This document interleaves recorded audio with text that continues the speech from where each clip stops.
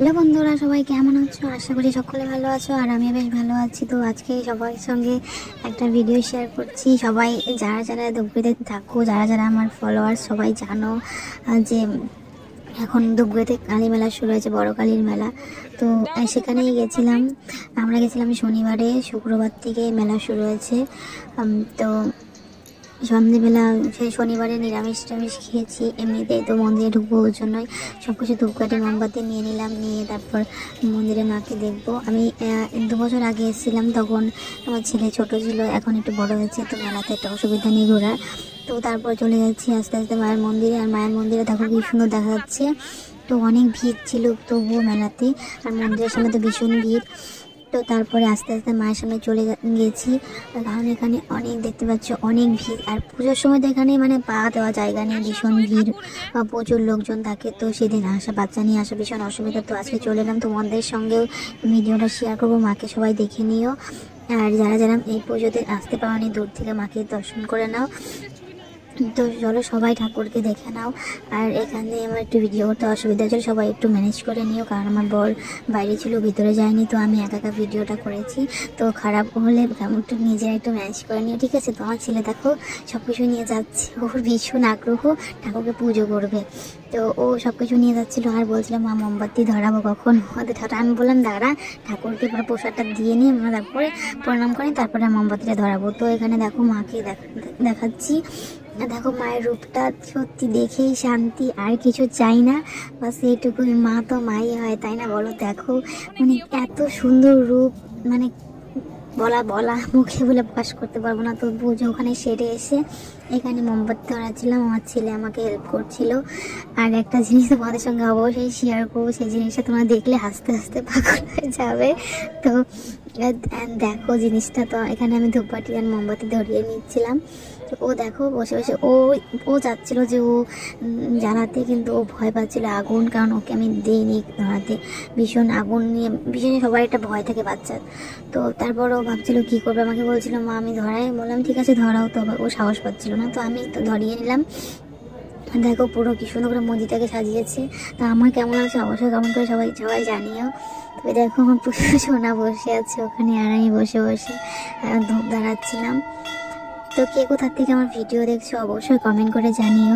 আর তোমরা কেমন আছো আমাকে অবশ্যই বলো। তো আমি এই যে আমাকে দেখো কি সুন্দর করে ও দেখছে। আর দেখো ও শুধু, ওকে দেখো মায়ের দিকে তাকিয়ে আছে, আর কিছু না। আর ওকে একটা জিনিস, ও শুধু ভাবছে যে কি করা যায় কি করা যায়। আমি তো বসে আছি, মা কাজ করছে, তো আমি কি করব? ওই দেখো, তো লোকে যে ধূপকাঠি আর মোমবাতি জ্বালিয়ে প্যাকেটগুলো ফেলে রেখেছে। অবশ্য ডাস্টবিন দিয়েছে, সব মন্দিরের ভিতরেও ডাস্টবিন আছে, বাইরেও আছে। কিন্তু লোকে না কি করছে বলো তো, মোমবাতি ধূপবাতি জ্বালিয়ে প্যাকেটগুলো ওখানেই ফেলে দিয়েছে। মানে মন্দিরটা পুরো ময়লা হয়ে আছে, বাইরেটা বারান্দাটা পুরো ময়লা হয়ে আছে। তো সবাই এরকম করা ঠিক হয়নি। তো আমার ছেলের এটাই ভীষণ খারাপ লেগেছে। ও সব কিছু তুলে তুলে নিয়ে ডাস্টবিনে ফেলছিল, আর ভাবছিল আমাকে বলছে মা এসব কেন এখানে ফেলেছে, ডাস্টবিনে কেন ফেলেনি। ও যে এত ছোট, ওর এটুকু সেন্স হয়ে গেছে যে এগুলো এখানে ফেলতে হয়। আর বড়দের কেমন জ্ঞান, আমি সেটাই শুধু ভাবছি যে দুটো কাগজ নিয়ে ডাস্টবিনে ফেললে কি এমন মহাভার অশুদ্ধ হয়ে যেত। সবাই একটু পরিষ্কার করে রাখলেই মন্দিরটা বেশি ভালো লাগে, পরিষ্কার থাকে। তো ওটুকু বাচ্চার থেকে কিছু শেখা দরকার, আমি সেটাই সবাইকে বলবো। আমি তো মানে নিজেই ভাবতে পারছিলাম না এতটুকু বুদ্ধি ওর মাথায় কি করে হলো। আর সবাই বলে না যে মোবাইল দেখে দেখে বাচ্চারা নষ্ট হয়ে যায়, একদমই না। মোবাইল দেখে যাদের নষ্ট হওয়ার অবশ্যই হয়, আর অনেকেই মোবাইল থেকে অনেক কিছু শিখতে পারে। কারণ আমার ছেলেকে আমি এটা একদমই শিখাইনি যে ময়লা নিয়ে ডাস্টবিনে ফেলতে হয়। ও নিজের থেকে ফোন দেখে দেখে এটা শিখেছে, আর অনেক কিছু শিখেছে। তো ফোন ভালোর জন্য খারাপ জন্য যে যেরকম ব্যবহার করবে সেটা সেরকমই হয়, একদমই তাই। তো আর বেশি কিছু বলবো না, ও তোমরা দেখে নাও। সবাই ও দেখো সব প্যাকেটগুলো নিয়ে নিয়ে ফেলে দিচ্ছিল, আর আমি এটা দেখে আমার ভীষণ ভালো লেগেছে, খুব ভালো লেগেছে। সত্যি মনে হচ্ছিল না আমার ছেলে পেয়েছি একটা। ওই দেখো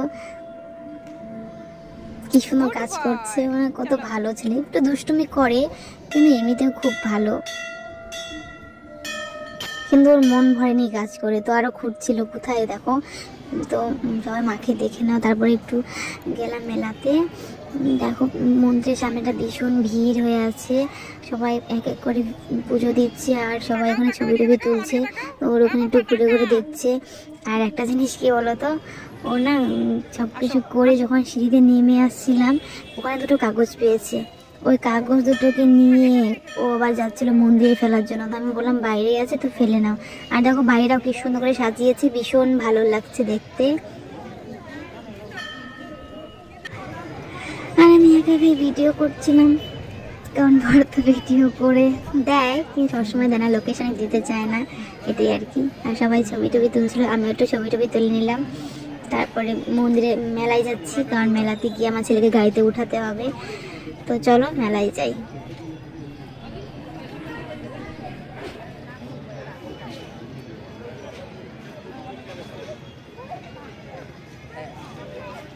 আর মেলায় গিয়ে যদি গাড়িতে না উঠে তাহলে মেলা অসম্পূর্ণ যাকে বলে। আগের থেকেই বলে রাখি আমি গাড়িতে কিন্তু উঠবো।